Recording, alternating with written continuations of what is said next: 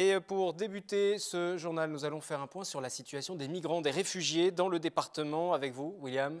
Bonsoir. Il y a 2 semaines, environ 60 migrants se sont installés du côté de Versailles. Bonsoir Wilfried. Alors oui, tout d'abord, faisons un petit point sur la situation dans les Yvelines. Alors souvenez-vous, en septembre, 78 réfugiés étaient arrivés à Bonnel, dans le centre des Orantes, dirigé par l'association Habitat et Humanisme. Ils étaient arrivés d'Allemagne et à l'époque, c'était les premiers réfugiés syriens accueillis officiellement par la France.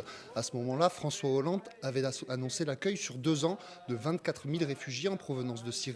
Dans ces réfugiés, on décomptait 3 nationalités différentes, 47 Syriens, 30 Irakiens et 1 Palestinien. Et donc, aujourd'hui, que sont devenus ces réfugiés? Eh bien, ils ont quitté les lieux. En réalité, ils ne sont restés là-bas seulement que quelques semaines. L'État les avait placés le temps de s'occuper de toutes les démarches administratives. Il y avait seulement 2 familles. Les autres étaient des hommes qu'on dit isolés. Ils ont donc été placés dans des familles d'accueil ou bien dans des logements collectifs. Pour autant, aujourd'hui, le monastère accueille toujours des réfugiés et des migrants. En fait, le centre n'est pas resté vide très longtemps. En octobre, ce sont des Afghans qui sont arrivés là-bas, et puis des Tibétains quelques mois plus tard. J'y suis revenu il y a un peu plus d'un mois pour les rencontrer. À ce moment-là, il y avait 12 Afghans, un Pakistanais et 59 Tibétains. Et pour autant, une fois qu'ils sont arrivés, il faut leur trouver un statut, définir un statut. Est-ce qu'aujourd'hui, les choses sont plus claires? C'est une question un petit peu compliquée. En réalité, il y a 2 sortes de réfugiés. C'est un petit peu comme si on faisait la différence entre le mot migrant et le mot réfugié. D'un côté, on a les demandeurs d'asile. De l'autre, ce sont les réfugiés statutaires. C'est l'État qui décide d'accorder ou non le statut de réfugié statutaire. Et en général, ça se fait en fonction du pays d'origine de la personne. Par exemple, les Syriens qui étaient arrivés en septembre et qui fuyaient la guerre étaient des réfugiés statutaires. Mais écoutez plutôt Isabelle Morette, la directrice du monastère des Orantes, qui nous explique à quoi correspondent ces 2 statuts. Il y a 2 niveaux de statut. Il y a les demandeurs d'asile et les réfugiés statutaires. La majorité, nous avons donc des réfugiés statutaires, donc ça signifie qu'ils ont obtenu le droit d'obtenir un titre de séjour de 10 ans en France et de travailler en France. Les demandeurs d'asile restent ici en attendant donc que leur dossier soit étudié par l'OFPRA, qui est l'organisme qui en France statue sur le fait de vous donner votre statut, pardonnez-moi, de réfugié ou pas. Donc là, ça peut être plus long, ça peut prendre un petit peu de temps.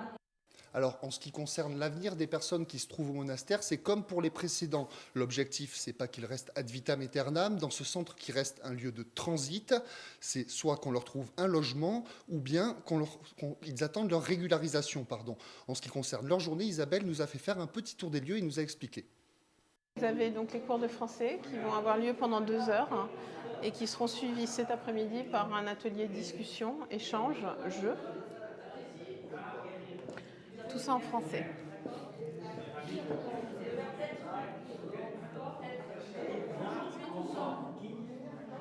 Donc nous avons une association de 50 à 60 bénévoles qui se relient toute la semaine ainsi que le samedi pour donner des cours donc aux résidents. Comme vous pouvez le voir, ils sont occupés, ils prennent des cours de français et participent activement à la vie du centre.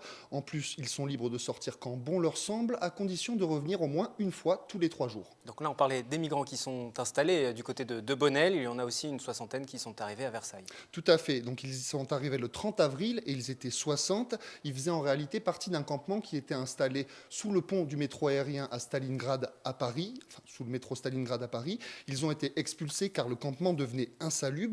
Ils ont donc été placés dans le centre d'hébergement d'urgence des Mortemais, que l'on voit sur ces images, et qui se trouve sur la route de Versailles. C'est en fait un terrain militaire. Ici, on a 2 nationalités différentes, des Afghans et des Soudanais principalement, et ce sont essentiellement des hommes isolés. Écoutez Yolande Grobon, directrice départementale adjointe de la cohésion sociale, que j'ai rencontrée sur place. On a des personnes qui ont déjà le statut de réfugié, d'autres qui ont déjà demandé un dossier à Paris, qui ont déjà déposé un dossier à Paris, et d'autres qui sont totalement en situation irrégulière. En fait, il y a les 3 situations finalement. Donc l'objectif, c'est de clarifier la situation de chacun, de dresser des listes, et puis ensuite, à partir de ces listes, eh bien, on va engager les personnes à déposer le dossier auprès des services de l'asile. Alors ici, on n'est pas sur la même problématique que pour les réfugiés syriens. Pour avoir le statut de réfugié, c'est du cas par cas. D'ailleurs, les services de l'OFI et de l'OFPRA devraient les rencontrer cette semaine. Eux aussi également sont libres. Ils ne sont déjà aujourd'hui plus que 37 à vivre là-bas dans ce centre qui est administré par la Croix-Rouge. Écoutez encore Yolande Grosbon qui nous fait un point sur le nombre de réfugiés dans les Yvelines. Sur Bonnel, on a en permanence 60 Tibétains et 15 Afghans. Donc ça fait 75. Ensuite ici, donc, on a un potentiel de 60, mais actuellement 37. Sur Triel, on a 70 personnes. Et sur Mézy, à peu près 90. Soit un total de 272 réfugiés migrants. Tout à fait. Ça, c'est pour ceux qui sont sous l'autorité du préfet des Yvelines. Mais il y a aussi les personnes qui sont hébergées en hôtel ou dans des foyers de type Adoma. Ils se trouvent à Conflans-Sainte-Honorine, Elancourt ou Morpas. Et ceux-là ne sont pas sous l'autorité du préfet des Yvelines, mais sous celle du préfet de région. Merci William pour ce point complet sur l'accueil des réfugiés, des migrants dans notre département des Yvelines.